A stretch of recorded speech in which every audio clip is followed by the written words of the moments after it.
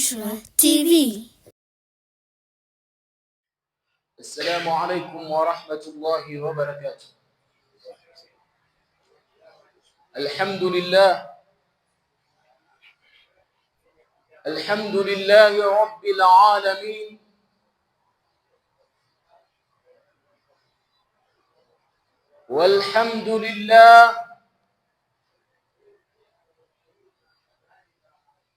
Alhamdulillahi alladhi a'azza al-islam bil-hijra wa ja'ala dhikraha 'iddatan wa 'ibra wa ashhadu an la ilaha illa Allah wahdahu la sharika lahu nasara 'abdahu wa anzala 'alayhi sakinatahu بجنود لم تروها وأشهد أن سيدنا وحبيبنا وقوة أعيننا محمدا عبده ورسوله بلغ الرسالة وأدى الأمانة ونصح الأمة وكشف الغمة وجاهد في الله حق جهاده حتى أتاه اليقين اللهم صل وسلم وبارك وعلى آله وصحبه الذين هاجروا معه ونصروه وعزروه واتبعوا النور الذي أنزل معه أما بعد فيا عباد الله أوصيكم ونفسي المذنبة بتقوى الله. ويقول الله تبارك وتعالى إلا تنصروه فقد نصره الله إذ أخرجه الذين كفروا ثاني اثنين إذ هما في الغار إذ يقول لصاحبه لا تحزن إن الله معنا فأنزل الله سكينته وأيده بجنود لم تروها وجعل كلمة الذين كفروا السفلى وكلمة الله هي العليا والله عزيز حكيم. إخواني في الله، كلما هل هلال شهر المحرم يذكر المسلمون هجرة سيد الرسل عليه الصلاة والسلام.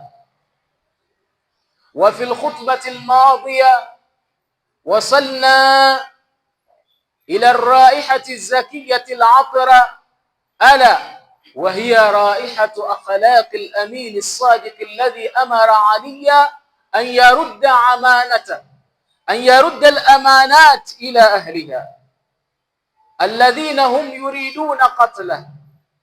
وعلي هو أول من شرى نفسه ابتغاء مرضات الله فنام على سرير الحبيب محمد صلى الله عليه وآله وصحبه وسلم راضيا مرضيا غير مكره بحب خالص وإيمان عميق. أحبتي في الله، baada ya himdi, sala na salamu, tunamuhimidi Mwenyezi Mungu Subhanahu wa Ta'ala kunijalia mimi na wewe kufika katika mwaka huu wa 1448 ikiwa hili ndiyo juma la kwanza katika mwaka huu wa 1448 Hijiria. Ndugu katika iman, tumeumaliza mwaka wa 1447. Tumeingia katika mwaka mwingine wa Kiislamu, mwaka 1448 Hijiria. Na tukiingia mwaka mwingine, mwezi unaoanza siku zote, mwezi wa kwanza unaitwa Muharram. Ni mwezi katika miezi mitukufu na ni mwezi ambao kwamba una tarikhi na historia katika dini yetu ya Kiislamu. Tunapoingia mwaka mwingine, sisi kama Waislamu tunakumbuka tukio kubwa, tukio ambalo kwamba kalenda yetu imeegemezwa katika tukio kama hilo. Lano ni tukio la Mtume Muhammad sallallahu alaihi wasallam kutoka katika masqat ra'si, sehemu ambayo kwamba alizaliwa kwenda katika mji ambao kwamba ni ugenini, kutoka katika mji wa Makka kwenda katika mji wa Madina. Na juma lililopita katika khutba tulikomea kwamba Mtume sallallahu alaihi wasallam amezingirwa katika nyumba yake, anatoka katika nyumba kama hiyo, na ndani yake Mtume sallallahu alaihi wasallam anatuonesha ni nani yeye. Kwa nini Allah subhanahu wa ta'ala usiku baina ya kwamba Sayyiduna Umar anatoka mchana wazi, anawaambia watu yoyote ambaye kwamba anataka kuacha watoto wake mayatima, anataka mama yake amuombolezee, basi alifuate nyuma ya huu wangu.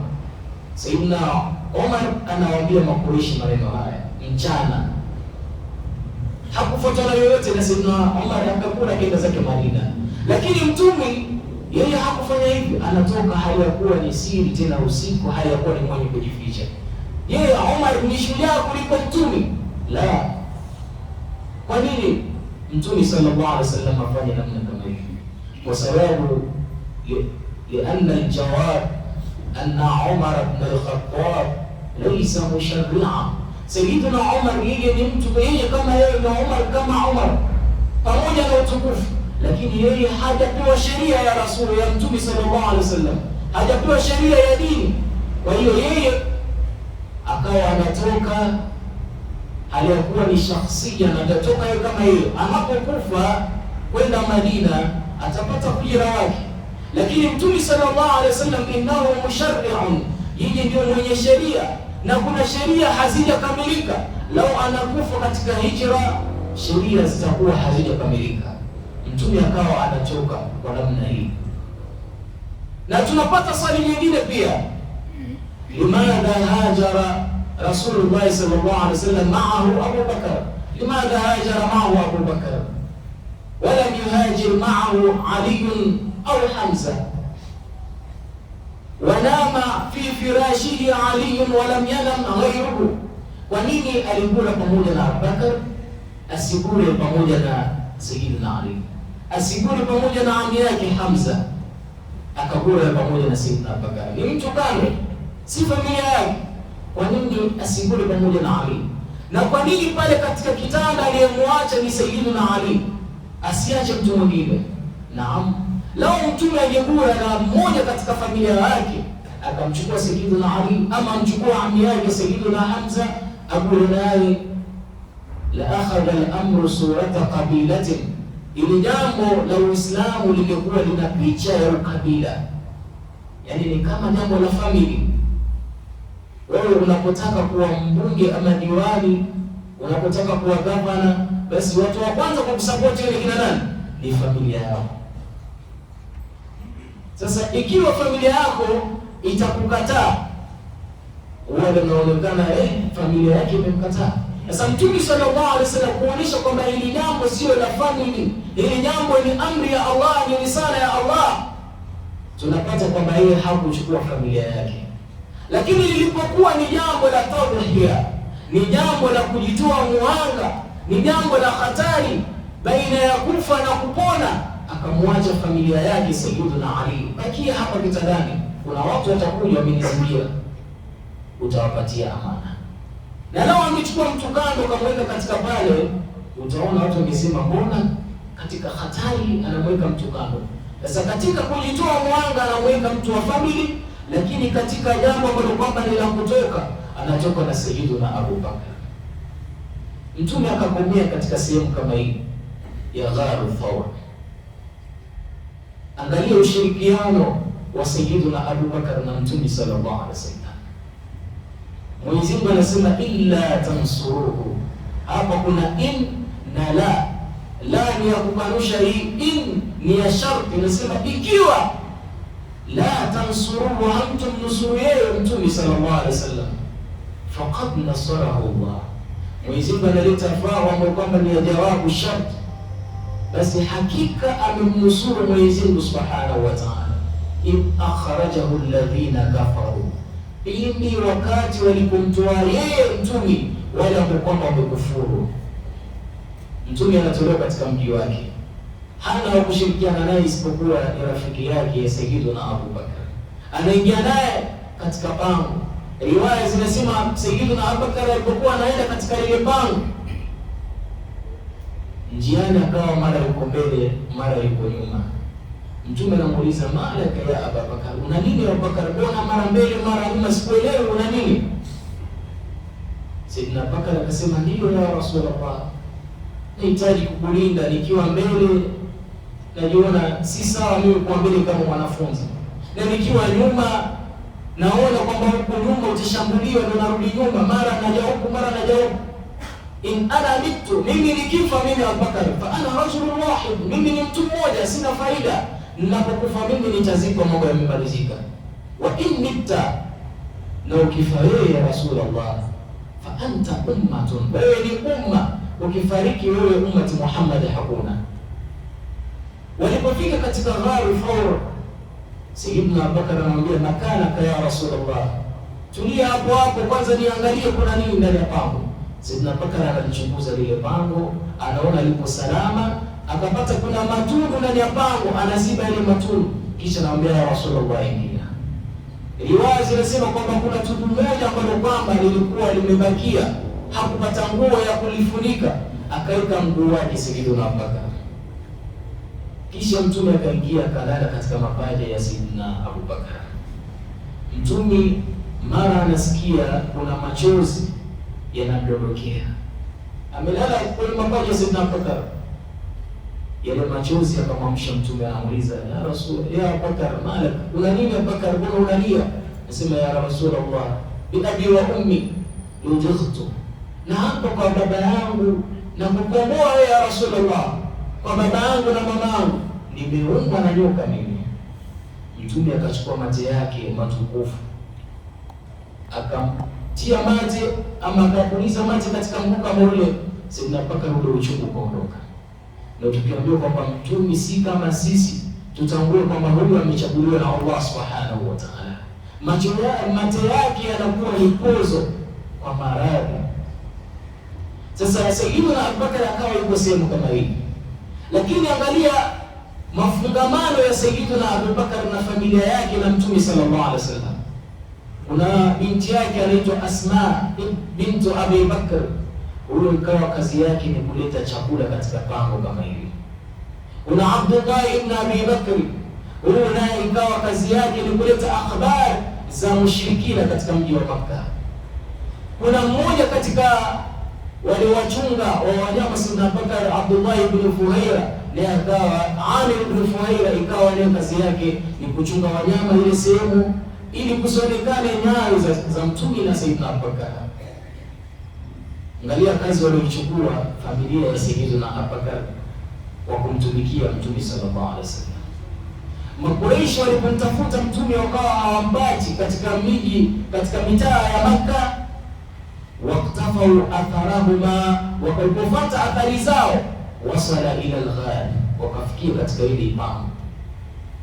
Lakini walipofikia wakiangalia yamina na shimala, hawaoni athari yoyote, nyayo zimekomea pale.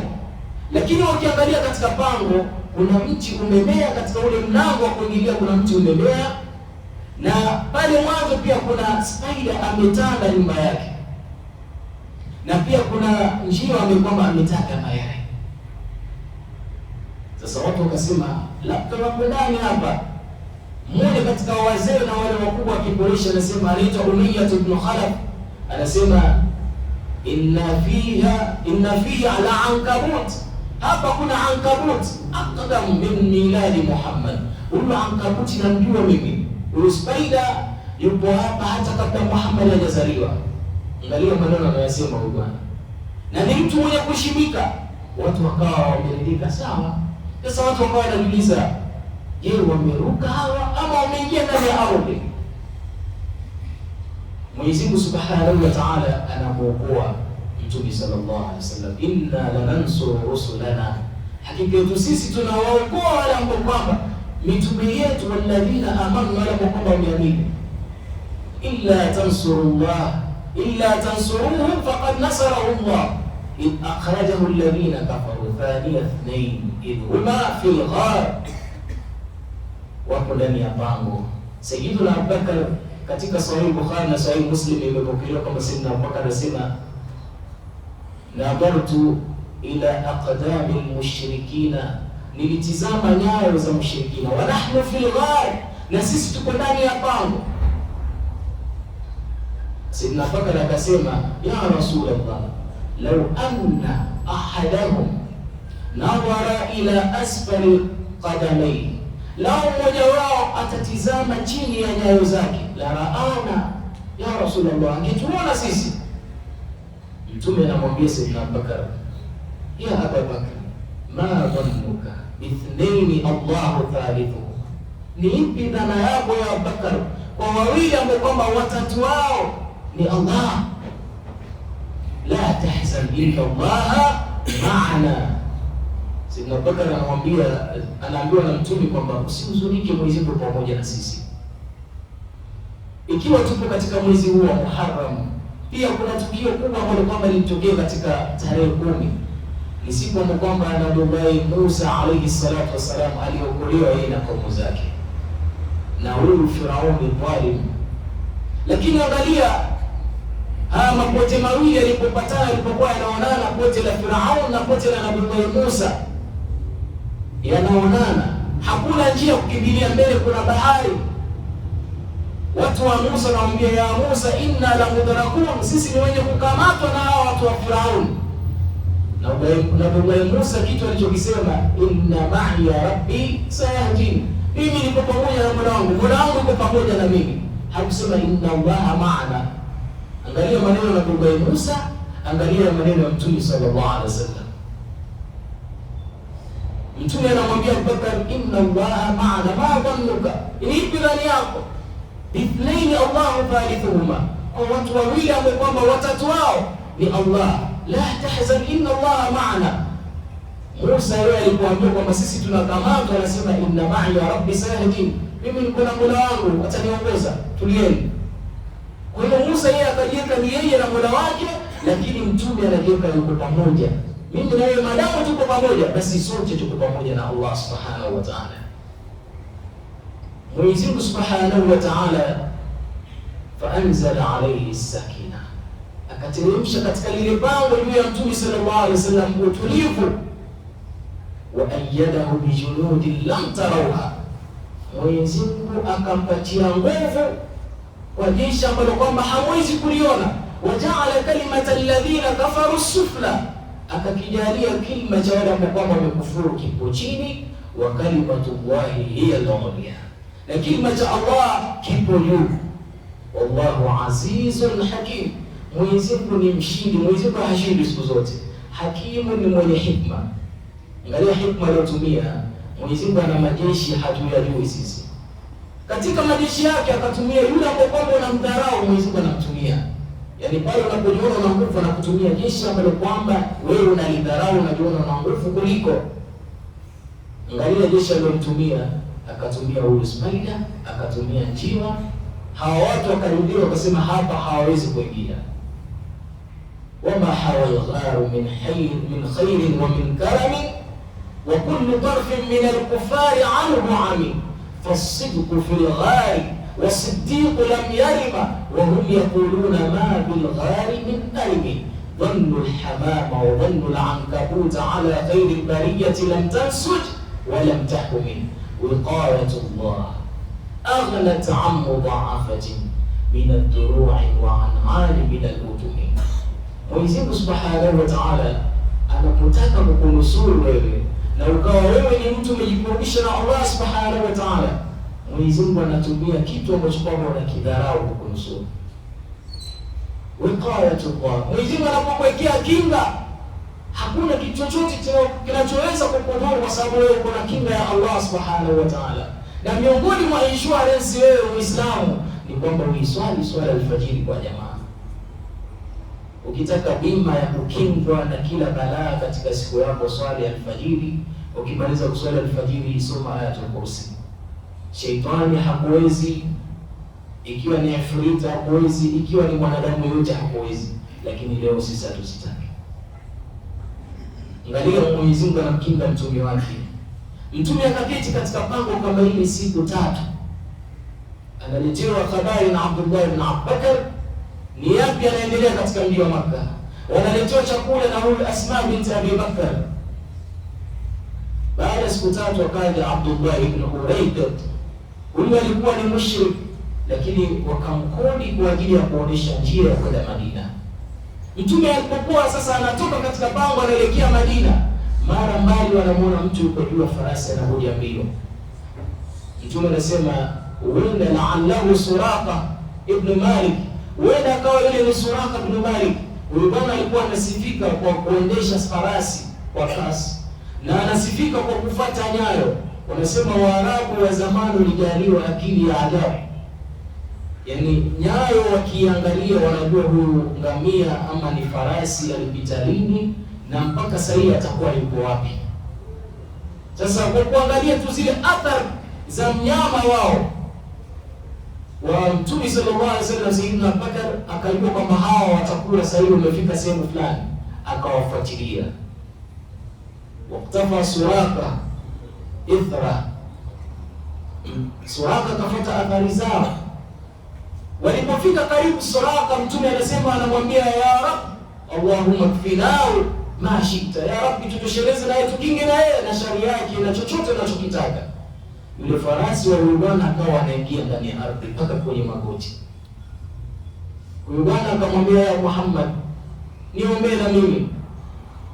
Mtume akamwambia, Mwenyezi Mungu ya Rabbi mwachie. Huyu bwana akatoka, farasi yake akarudi, lakini akifikiria dawa iliyowekewa kule katika mabwenyenye wa Makka, wametoa ofa kwamba yeyote ambaye atamleta Muhammad ama ataleta kichwa cha Muhammad atapatiwa ngamia 100. Ngamia 100 wa rangi nyekundu, na kipindi hicho ngamia wa rangi nyekundu ni katika vitu vya thamani, ni ngamia wa rangi nyekundu. Sasa unapatiwa 100. Wewe bwana akifikiria ngamia anasema siwezi kumwacha Muhammad, lazima nimfuate. Akimfikia karibu, anaingia ndani ya ardhi, ya Muhammad, niokoe na mimi. Muhammad sallallahu alaihi wasallam akimwambia dua, akitoka yule bwana anafikiria tena ngamia, anamkimbilia Mtume Muhammad sallallahu alaihi wasallam. Alipofanya mara 3 akasema, nimetosheka, haya niliyoyaona yatosheka, innaka la rasulullah, ewe mtume wa Mwenyezi Mungu. Akawa anarudi. Mtume akaenda mpaka akafika kwa Ummi Ma'bad, akatoka kwa Ummi Ma'bad mpaka akaelekea Madina, akafika katika sehemu ya Quba, akajenga msikiti, ndio msikiti wa kwanza katika mji wa Madina.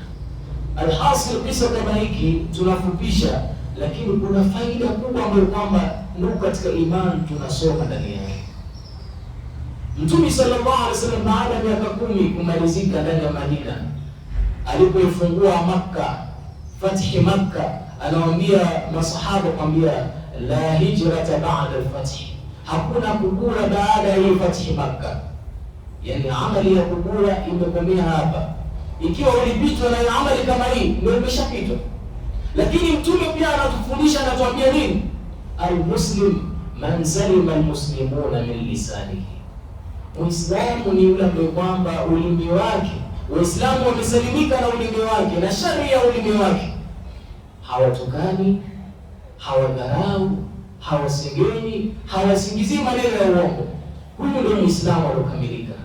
Wal muhajiru, na mwenye kugura ama mwenye kuhama, man hajara, ni yule ambaye kwamba atagura manahau anhu Allah, yale ambayo kwamba Mwenyezi Mungu amemkataza nayo.